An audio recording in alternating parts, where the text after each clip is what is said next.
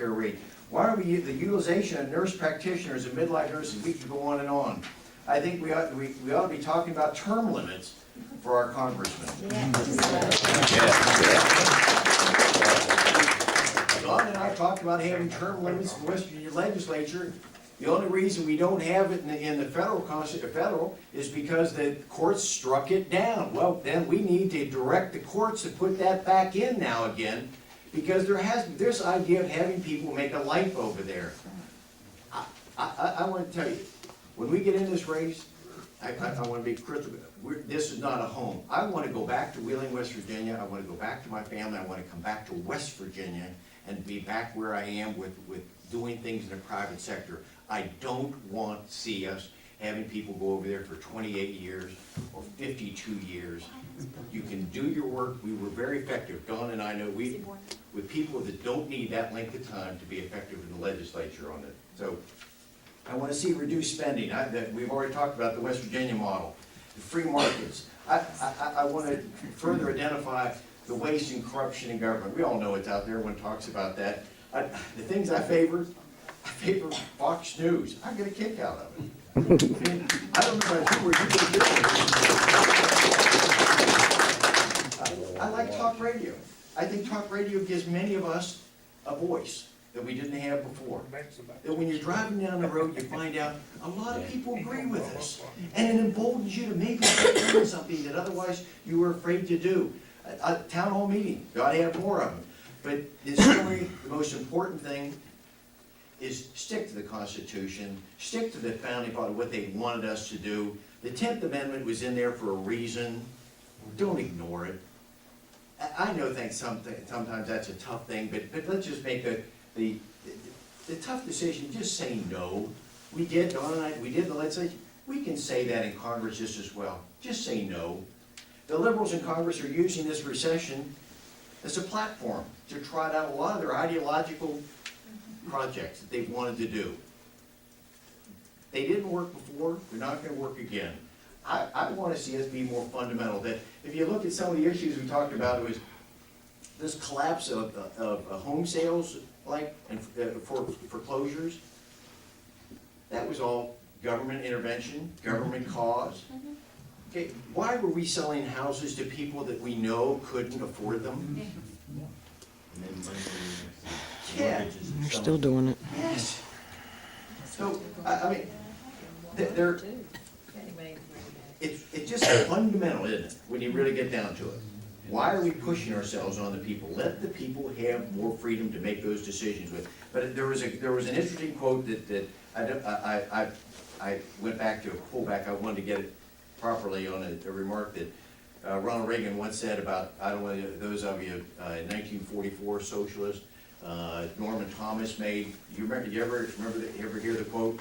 His quote says when Norman Thomas was running for president at the time, and he said, quote, "The American people will never knowingly adopt socialism, but under the name of liberalism, they will adopt every fragment of the socialist program until one day America will be a socialist country without knowing it ever happened."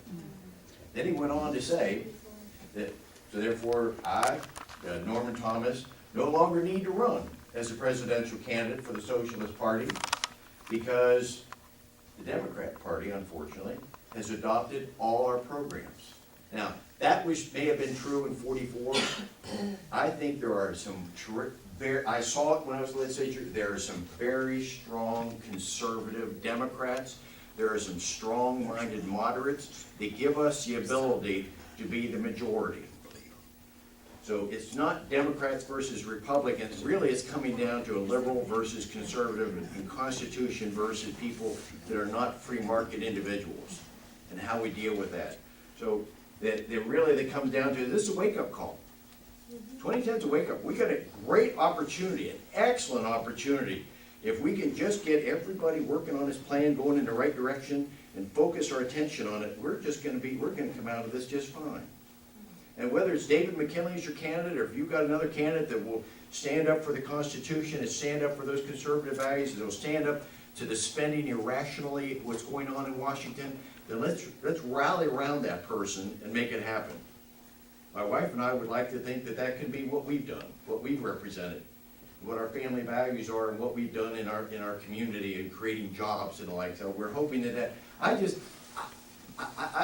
just close by saying, I'm really tired of having Nancy Pelosi and Harry Reid and Obama represent our district. I didn't vote for them to be a representative of our district. I just want a congressman that votes the way the people have said that's what we stand for.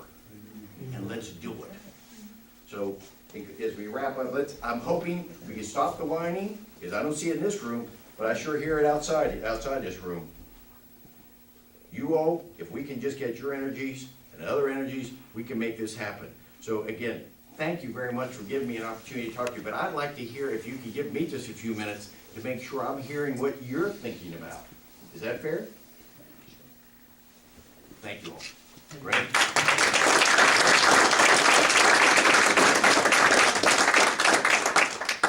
Thank you for coming. That's great. You're saying the right thing, so you're preaching to the choir here. Not just the right thing. Let's take a few minutes and just, if you have a couple questions. Dave, what we want to do at some point is bring back, we've got to meet with Tom, we've got to meet Mac Warner, and now we've got to meet David. In my opinion, we need to get all three of them somewhere, right? I mean, we've got some great people running this year. So let's have a few questions, and then we'll set up a form where we bring things up again later. But if we've got a few questions here, we'll just take them. Okay, I'll ask.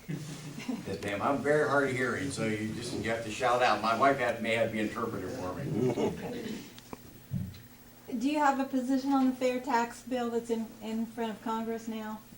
Fair tax bill? Yeah. Are you talking about something to do with the flat tax or the It's not a flat tax. or the It is national the income tax? It's the national income tax, or no, I'm sorry, national sales tax. Oh, the net, yeah. Neil Bortz's and Congressman Linder out of Georgia, he introduced the bill into It Congress. would certainly simplify things, wouldn't it?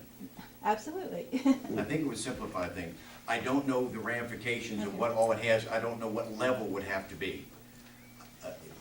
I don't know what that number is, but we had a legislator from Wetzel County that used to talk about a flat tax in West Virginia. You remember that we used to talk about having a flat tax. Mm-hmm. But we could never come up with what that amount is. So I don't have the answer to that to know if that's gonna wind up being a 10% tax, what effect that has on people. But I think all I wanna do is just test it. Just test it against the Constitution, test it against the revenue stream. What does it take to make things so that we start reducing our debt structure?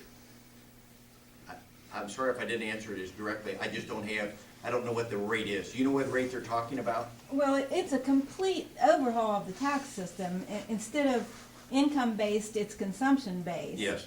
And it untaxes the poor. So, it's progressive but untaxes the poor. And it widens the tax base because you're basing it on everything that people buy. Yeah, what is it? 40% of the wage earners pay no tax in this country right now, something like that. Probably. So I want to see then, if they don't pay any tax and they get this, does this make this rate 4%, 5%? I don't know what the rate is. Well, the bill calls for 23% national sales tax. That sounds a lot when you And that first... does, well, that's fine, but if it does away with your federal income tax,